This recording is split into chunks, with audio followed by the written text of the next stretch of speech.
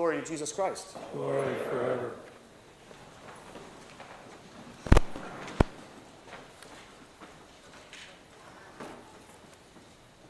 A good question to ask is, what will satiate the bottomless thirst that the entire world experiences?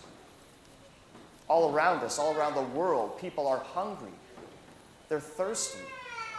People are even ravenous and desperately searching for anything and everything to fill the unconscious voids within them.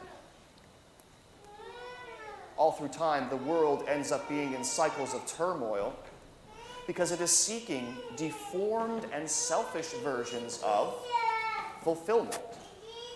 Its distorted understanding of love, peace, and stability, rather than looking for those good and ordered versions of those things given to us by God.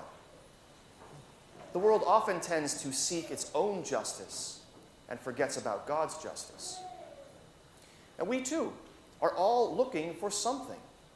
We're all seeking some kind of fulfillment, wholeness, direction, someone to show us the true nature of love and patience, and not the deformed love that has caused us and the world so much pain. What we all seek is the peace of Jesus Christ that flows through his church and that should be flowing through all of us if we allow ourselves to be guided by that Holy Spirit. True intimacy with the Holy Trinity is what we seek. But how do we, today, even be aware of or know that God exists, that this Holy Trinity is here to aid us? How can we possibly even know that the Holy Trinity and the graces we can be blessed with when we believe in him? We have this knowledge, we have this experience of the Holy Trinity today because he is visible to us through the assembly he set up to be his witness. The Holy Trinity is present to us in and through the Catholic Church.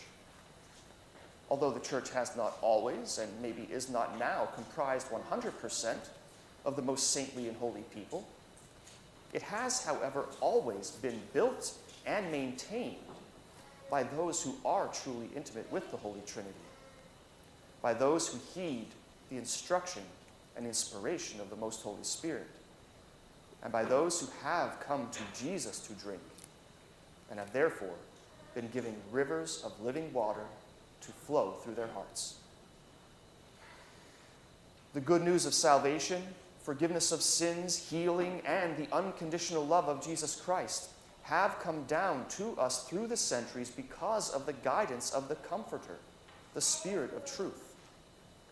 This Holy Spirit was given to those who were with Christ as he lived his earthly ministry and has supported them through with this treasury of blessings so that they would have the courage, the strength, and the knowledge to spread this unaltered good news to as many people as possible. After the apostles received the Holy Spirit on the day of Pentecost in the forms of flames above their heads, their hearts burned within them. They were confirmed in everything that Jesus had taught them. They understood the truth present in those words, and they could not contain those truths to themselves, but were immediately compelled to declare this great deeds of God in many different languages. Why different languages? So that not only the Jews, not only the Greeks, but so that the entire world would come to the same understanding of salvation that they have been given, seen, and experienced for themselves. These apostles and disciples have been given confirmation in what they experienced. They have been given the truth about their very existence.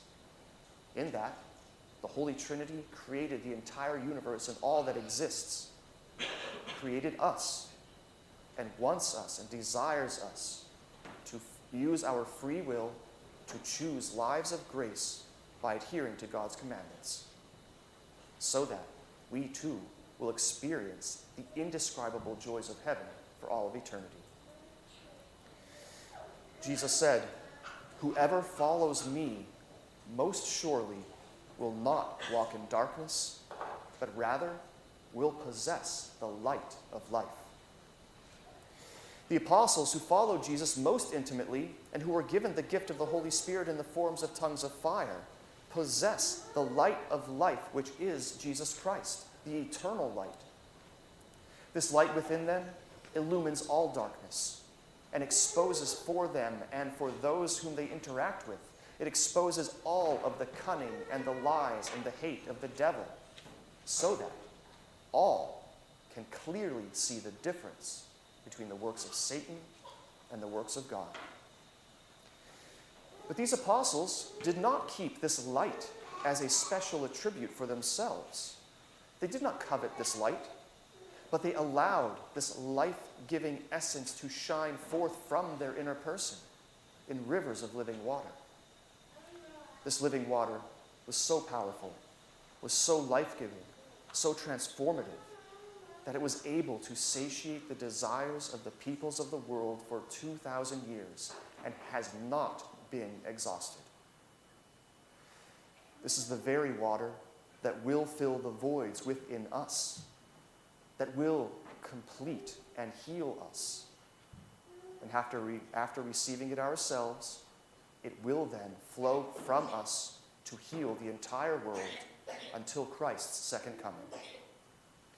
But again, if and when we allow Christ into our hearts, if and when we allow these walls to be torn down of our disbelief and doubt, if and when we recognize and believe the unaltered truths of Christ's incarnation, good news, death, resurrection, ascension, and that he gave to us his mother as our greatest intercessor. It is after we believe all these truths that we will begin to be transformed by them, and that we will intentionally live by all of God's commandments. It is then that the same grace is given to the apostles and the disciples at Pentecost, and given to us at our own confirmation. And if we recommit to them today, it is then that they will become truly active within us and guide us to convert the entire world and to lead all of mankind towards eternal salvation. This is the work of Jesus Christ. It is the work of the church. It is the constant work of the Holy Spirit.